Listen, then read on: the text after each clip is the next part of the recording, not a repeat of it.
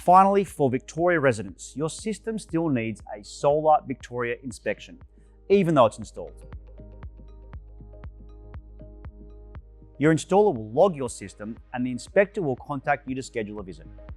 Now, the inspector is an independent third party, so timing can vary from a few days to a few weeks. Once they've completed their check, you can fully turn on your system and start producing solar or using your battery. In Victoria, there's also a backstop test with your network provider, like Gemini or Powercore. This can take a few months, and until it's complete, your system is still working perfectly. Your export to the grid, however, is temporarily limited, and this is just a standard part of the process in Victoria. Thanks again for choosing 1KOMMA5.